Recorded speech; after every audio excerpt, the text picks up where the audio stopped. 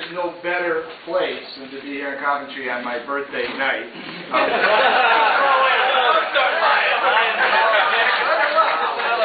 wife is doing that, so I just want to let you know that. I'm working. But in all sincerity, thank you very much. It's my pleasure to be here. John, thank you for that wonderful introduction. I appreciate the invitation. It's always terrific to head east of the river and check out some beautiful Connecticut landscape, as well as some of our beautiful cities and towns over here. I'm Mayor Boughton from the city of Danbury. I'm proud to be here, and just want to spend a couple minutes with you tonight talking a little bit about what I think we need to do to turn this state around, and some of the things that I think we can do together as a state and as a people to make this truly a great place to live, work, and be educated. Joan did a great job at reading my biography. I just want to add one thing. In 2001, I won my first mayor election by 130 votes. Now, Danbury, just to set things up for you, is about 3-to-1 Democrat to Republican. And the Democrats had held control of the city hall for about 40 years.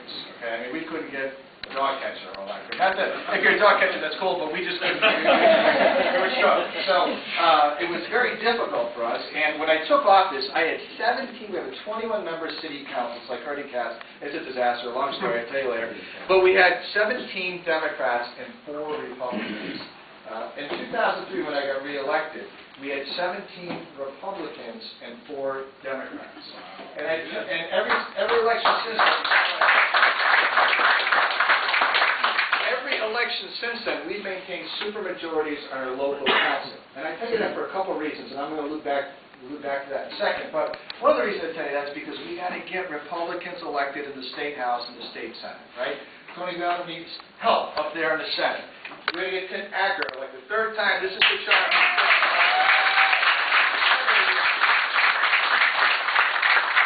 Because no matter what any governor candidate says to you, on both sides of the aisle, but particularly on the Republican side of the aisle, if we don't get more members of these bodies, we're not going to be able to do anything. The torture will continue. The disaster will continue. So you really need to go out and support these guys and gals that are running. And we're all working to recruit great candidates. The enthusiasm's up, the interest is up, and it's important that we run together as a team to put people in office. And it's critical. As Joan mentioned, I'm a teacher. And so I also was a small businessman. And so you sort of learn and see two sides of both public employment as well as how difficult it is on medium and small businesses. And you know, some of you that own small businesses or work in medium businesses, you just remember those nights when you're dog tired and you can barely lift your head. And you know, I used to go out when I was a little bit younger, and we had a kitchen business. We sold kitchen cabinets. I'd actually deliver the kitchens myself at 9 and 10 o'clock at night, all blown in a Ryder truck and trying to get the check and make payroll. And I took that little business that I started with a couple $1,000 and an idea, and I turned it into an operation that the last year I owned it grossed $4 million and employed 20 people in the state of Connecticut. So I understand the pressures that small and medium-sized businesses are, and I want to get back to that in a second. But first and foremost, I've always been a teacher, and you know, well, as teachers, we're used to the 3 R's.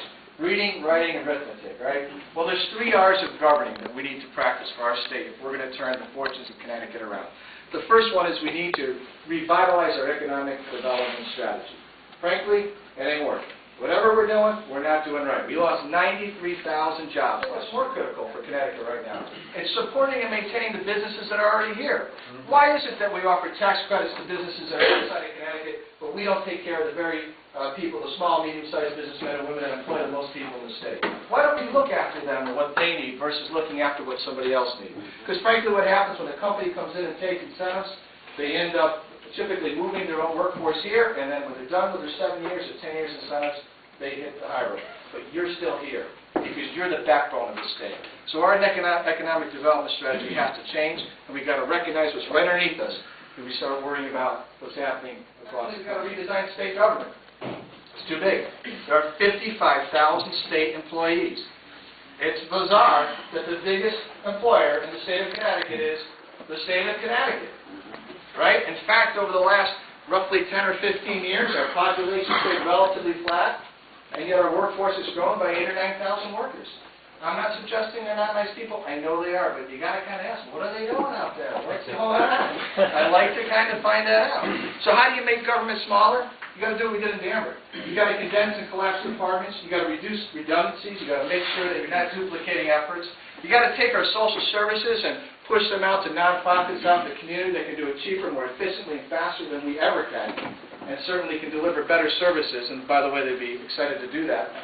And you need to look at our total package in terms of the service. Secondly, in terms of our state government, we need to change the culture of how government works. In Danbury, we actually redesigned state government, and the first thing we started was teaching people how to answer the phone.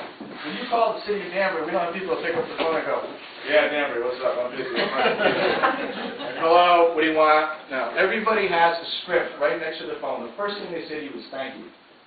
Thank you for calling the city of Danbury. How may I help you today?"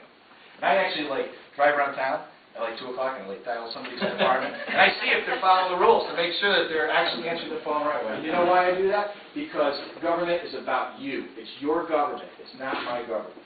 And it's important that we recognize that we service the residents of the city or the residents of the state in a timely, appropriate, and respectful manner. After all, we're paying our salaries. The complete disaster that is Hartford at this moment. I would just love to hear some of his opinions. But I'm going to tell you one thing that he did very well, and if you've done some reading and done some research on him, he specialized in bringing people in under the tent. You read Doris Kearns Goodwin's book, Team of Rivals. He hired all the people that were running for president against him. And his first inaugural address, he talked about the better angels of our nature, appealing to the very best in us instead of the worst of us. I think we need to restore that a little bit back to government. But we need to put people in a consensus-building, common ground mode to get things done. And the third thing in terms of what we need to do is to rethink the role of government in our lives. The sad fact is the state of Connecticut spends every moment trying to get into your pocket any way they possibly can. And that means no new fees, no new taxes, and no new tolls until we take and make the difficult steps to change government and downsize the size and scope of what we do. You can't ask for a greater contribution from our residents. In fact, it's almost insulting until we do something about those 55,000 employees.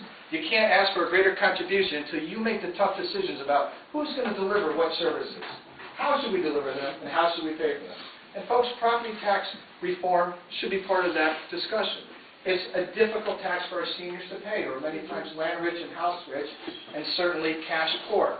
We need to have that conversation. The number one drivers in all of your municipal budgets are education. We need to have a discussion about how do we fund education in the 21st century. All those things have to happen so we can assure that Connecticut is working for us instead of us working for Connecticut. Because I don't know how you feel, but I feel every day I wake up, I'm working for Connecticut, and there's something basically wrong. Now let me just say this. You guys are the backbone of the state. You're the middle class. You're the people that have made this place great. It's time that you take back this state. This election is not about me, and it's not about anybody else standing up here. It's about you. It's your state. And together, we have to take it back. It's like that Jerry Maguire film. Help me, help you. It's all about you. It ain't about me. So working together, we can take back this state. Working together, we can drive out the special interests in Hartford. Working together, we can redefine, revitalize, and redesign the scope of what our government ought to be.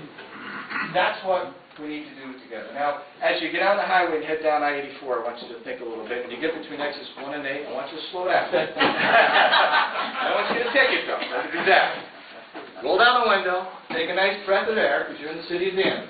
And I want you to remember that you're in the city with the lowest unemployment rate in the state of Connecticut, because our people work. You're in the city with some of the lowest property tax rates in the state of Connecticut, because we take care of our middle class. You're in the city with the lowest sewer and water rates in the state of Connecticut, because we take care of the people who live in Danbury. And finally, you're in the city with the lowest crime rate, not just in Connecticut, but one of the lowest crime rates in the United States of America. We're proud of what we've done, because it's really all about you. It's not about me. So ladies and gentlemen, as I wrap up tonight, I want to thank you for inviting me here today. This is the greatest country in the world. And sometimes we forget that. So let's not forget that this night while we celebrate the birth of Lincoln. God bless you, and God bless America. And thank you for the opportunity.